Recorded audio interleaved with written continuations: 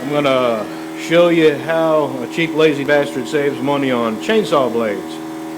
This is my chainsaw blade sharpener here. I've got three chainsaws. One, that's a small one, 14 inch. This is an 18 inch, medium size. And I've got King Kong in here. That's my 22 inch steel. Heavy, the blades are expensive, the bar is expensive. And the way I cut trees is I use this one to do the biggest part, the trunk. I use the medium one to do my lemon, and I use a small one to cut the brush up. And I've got, let's see, one there, 2, 3, 4, 5, 6, 7, 8. I got one on that, 9, and one in the box, 10. I got 10 blades I gotta sharpen, and if I were to pay to have it sharpened, let's see, I think it's $6 or $7 a blade. And then they don't take the time to just put an edge on it. They sharpen half the tooth away, so you get one sharpening out of it and got to throw it away. I decided to do it myself. I paid $50 for that at Harbor Freight, and I've been sharpening my own blades for God, years now. I bet you I've saved several $100 as many blades as I have to sharpen. I want to show you how to do it here as soon as I move this and sit down. This has an angle measurement on it right here,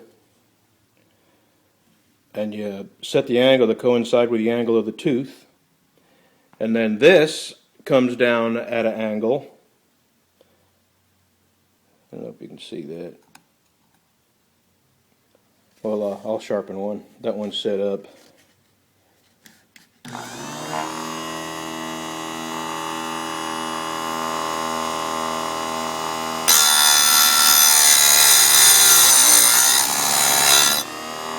You want to do it fairly quick, or else you'll take the temper out of the tooth, and then it'll be no good just because it's too soft.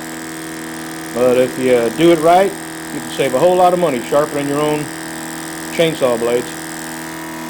Okay, see ya. Okay, I've got the teeth sharpened. Now I've got to take my Dremel with a little rough wheel on it, abrasive wheel. And I've got to cut the rakers, and what the rakers are, if I can point to this.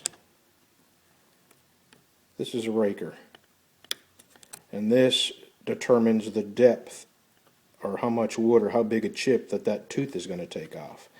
So when you grind this, it leaves the raker standing up too high, so you don't get a very big chip, and it actually wears out quickly without taking much wood off.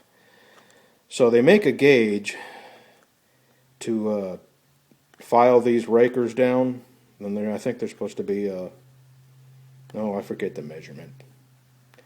It's on Wikipedia though, how to sharpen a chainsaw blade, and it tells you all the parts and all the places to sharpen. And anyway, what I'm going to do is just lightly kiss the top edge of this raker right here with my Dremel, and knock it down just a hair. This is probably the last sharpening I'm going to get out of this blade, because I've sharpened it 4 or 5 times.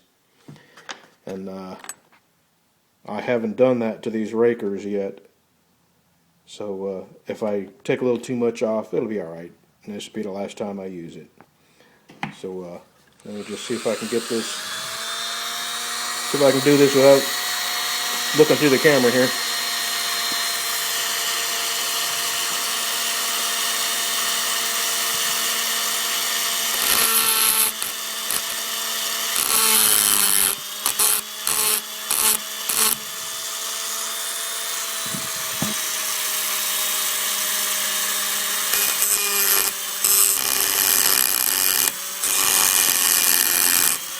You're really supposed to do it with a file, And you're supposed to use a gauge, and the gauge just sets over the top of the chain, and whatever is above that gauge, you file it down flush with the top of the gauge. But it's just one tool I don't have, in case you're wondering what to get for Christmas. Okay, I can only think of one more thing to tell you about chains. All these chains will get pitch and grease and all that. Soak them. Soak them. Take a brush and clean all that pitch off, and they'll cut a lot better. And just be sure you dry them, whatever you clean them with, diesel or gasoline or mineral spirits. Just be sure you dry them real good before you put them on. Oh, and oil them down. Store them inside of an oily rag before you put them on the blade. That way they'll have oil on them when you crank it up. You won't have a dry start with the chain on the bar. Okay. Everything you need to know about chainsaw blades. See ya.